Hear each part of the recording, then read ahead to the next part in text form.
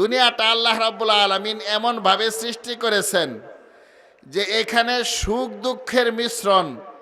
দুনিয়াতে কোনো মানুষ এমন নাই যে জীবনে কোনোদিন দুঃখ পায় নাই, কষ্ট পায় নাই, এমন কেউ আছে? আবার কোনোদিন সুখ পায় নাই এমন কোনো মানুষও দুনিয়াতে আল্লাহ তাআলা পাঠান নাই। জীবনে সুখও আছে, দুঃখ আছে। নবী রাসূলগণ আল্লাহ তাআলার সবচাইতে প্রিয় বান্দা। সাইয়্যিদুল মুরসালিন খাতামুন নাবিয়্যিন মুহাম্মদুর রাসূলুল্লাহ সাল্লাল্লাহু আলাইহি ওয়াসাল্লাম, তার জীবনে কষ্ট আসে নাই? কেমন কষ্ট তিনি পেয়েছেন? রাসূল সাল্লাল্লাহু আলাইহি ওয়াসাল্লাম বলেছেন, উজিতু ফিল্লাহি মা লাম ইউজা আহাদ। আমাকে আল্লাহর পথে এত কষ্ট দেওয়া হয়েছে যে কোনো মানুষকে, কোনো নবী রাসূলকেও দুনিয়াতে এত কষ্ট দেওয়া হয় নাই।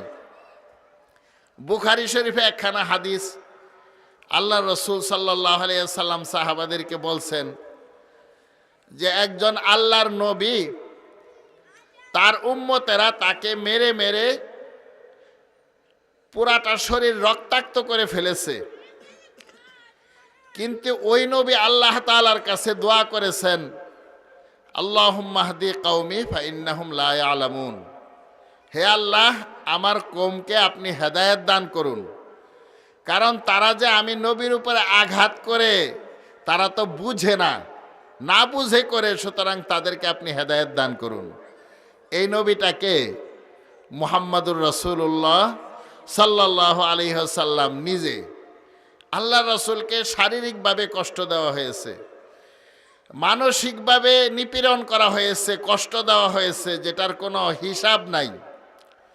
কোরআনে পাকে আল্লাহ রাব্বুল আলামিন নিষেধ করেছেন, এক সময় বলেছেন, ইয়া আইয়ুহাল্লাযীনা আমানু লা তাকুনু কাল্লাযীনা আযাউ মূসা ফাবাররাআহুল্লাহু মিম্মা ক্বালু ওয়া কানা ইনদাল্লাহি ওয়াজিহা।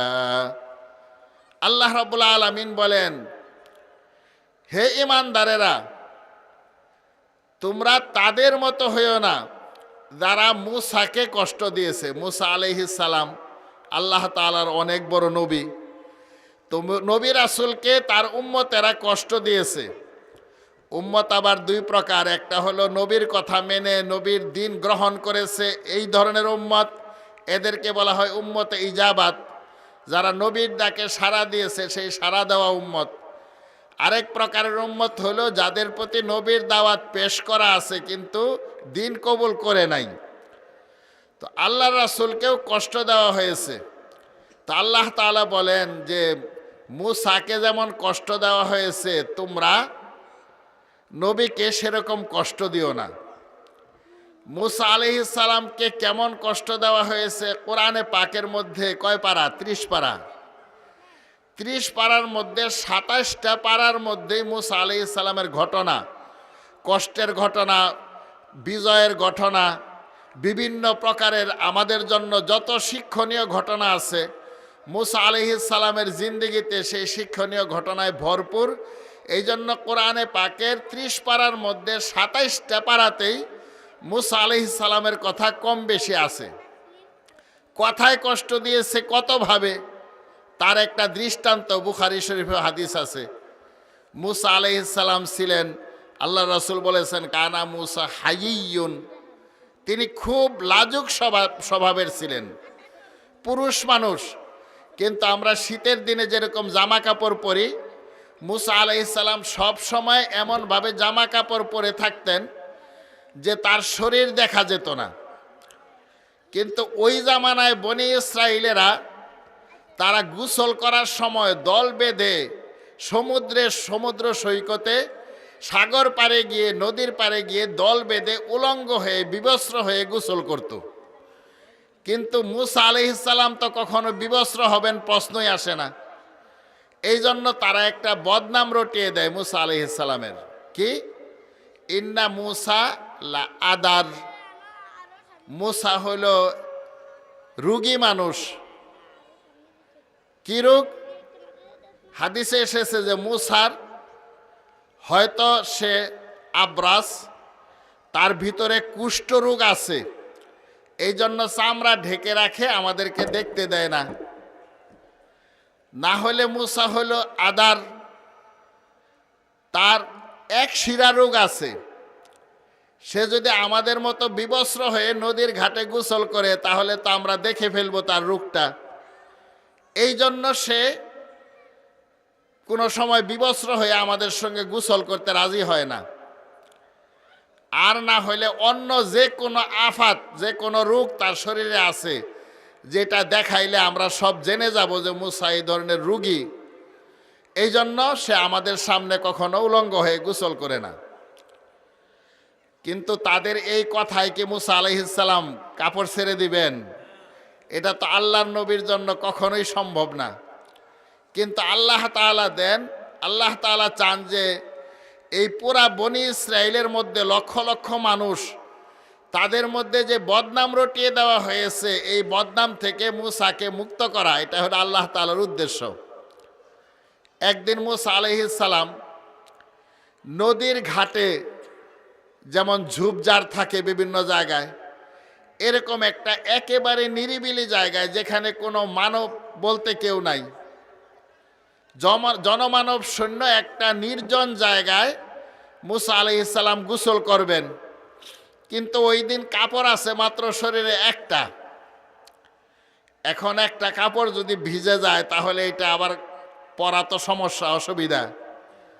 এই জন্য যেহেতু কেউ দেখবে না, কাজে ওনার সতর নষ্ট হবে না, এই জন্য তিনি পাথরের উপরে কাপড়টা রেখেছেন। রেখে তিনি নদীতে নেমে গোসল করেছেন। গোসল করে উঠে কাপড় পরিধান করবেন, পাথরের উপর থেকে কাপড়টা নেওয়া শুরু করেছেন, হাত বাড়িয়েছেন, এই পাথর চলা শুরু করে দিয়েছে। মুসা আলাইহিস সালাম পাথরের পেছনে দ্রুত হাঁটেন, পাথর আরো দ্রুত চলে।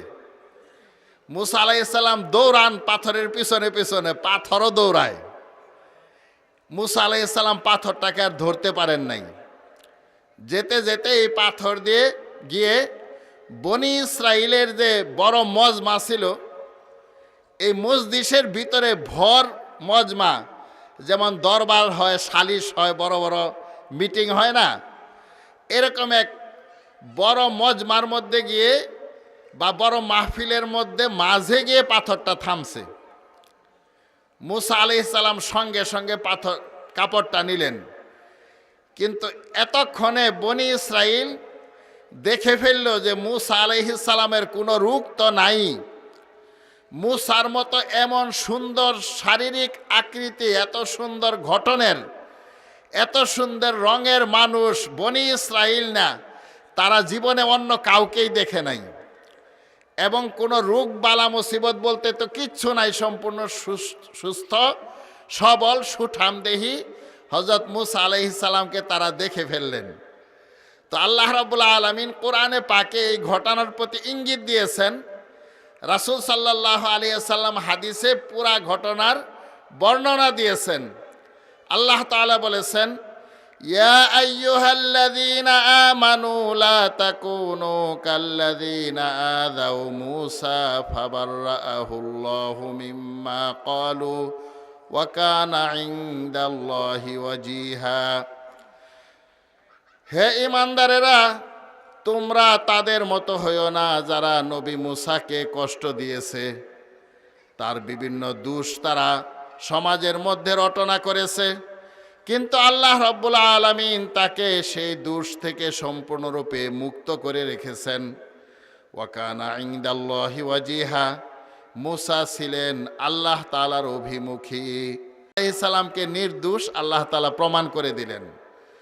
মুহতারাম হাজিরিন, তো বলার উদ্দেশ্য হলো যে দুনিয়াতে আমাদের সুখও আসে, দুঃখও আসে, কিন্তু সামনের যে জগৎ আমাদের সামনে আসছে, কবরের জগৎ, আলমে বরজক, পরকালীন জিন্দিগি, সেখানে আল্লাহ রাব্বুল আলামিন দুইটা স্থান সৃষ্টি করেছেন। একটা স্থানের নাম হলো জান্নাত, আরেকটা স্থানের নাম হলো জাহান্নাম। জান্নাত এমন জায়গা, সেখানে কোনো রকমের কষ্টের লেশ মাত্র নাই। জাহান্নাম এমন জায়গা যেখানে সুখের লেশ মাত্র নাই। শুধু কষ্ট আর কষ্ট, দুঃখ আর দুঃখ।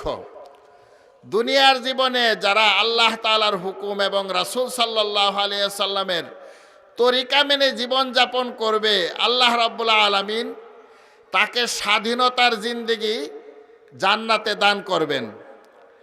আর যারা দুনিয়াতে মন চাহি জীবনযাপন করবে, আল্লাহ তাআলার হুকুম ভালো লাগে না, রাসূলের তরিকা ভালো লাগে না, আল্লাহ তাআলার নাফরমানি করে চলে, রাসূলের তরিকার বিপরীতমুখী জীবনযাপন করে, পরকালে তার জন্য জাহান্নাম অপেক্ষা করছে। সে স্বাধীনতা তো দূরের কথা, আর কোনো কালে সুখের সন্ধান সে পাবে না যদি আল্লাহকে অমান্য করে দুনিয়া থেকে যায়। আল্লাহ রাব্বুল আলামিন সেই জান্নাতের সন্ধান আমাদেরকে দিয়েছেন এবং প্রতিদিন নামাজের ভিতরে আমাদেরকে দোয়া শিক্ষা দিয়েছেন যে তোমরা প্রতিদিন আমার কাছে প্রতি রাকাতে দোয়া করো, ইহদিনাস সিরাতাল মুস্তাকিম, আমাদেরকে আপনি হেদায়েতের পথ দেখান। ইহদিনা, হেদায়েতের পথ দেখান। সিরাতে মুস্তাকিম, সুজা সরল পথ, যে পথে চললে আপনাকে পাওয়া যাবে, যে পথে চললে সুজা জান্নাতে যাওয়া যাবে, আমাদেরকে সেই পথটা দেখান। আল্লাহ রাব্বুল আলামিন আমাদেরকে এই দোয়াই তো শিক্ষা দিয়েছেন, তাই না? এই হেদায়েত আল্লাহ রাব্বুল আলামিন আমাদেরকে দেওয়ার জন্যই কোরআনে পাকে আমাদেরকে দোয়া শিক্ষা দিয়েছেন যে তোমরা মেহনত করো, আমার পথে অগ্রসর হওয়ার জন্য তোমরা আপ্রাণ চেষ্টা করো, আর আমার কাছে সেই পথের সন্ধান পাওয়ার জন্য প্রতিনিয়ত আমার কাছে দোয়া করো। সেই দোয়াটাই আমরা করি, ইহদিনাস সিরাতাল মুস্তাকিম, হে আল্লাহ আমাদেরকে সঠিক গন্তব্য দেখান। দুনিয়ার ঝামেলার মধ্যে পড়ে আমরা সেই পথ থেকে দূরে সরে যাই, মনে করে আগে দুনিয়া কামাই করে নেই, তারপরে অন্যটা করব, বৃদ্ধ হলে বয়স হলে পরে আখেরাতের কাজ করব। কিন্তু আল্লাহ রাব্বুল আলামিন দুনিয়াতে আসার সিরিয়াল রেখেছেন। দুনিয়া থেকে বিদায় হওয়ার কোনো সিরিয়াল আছে?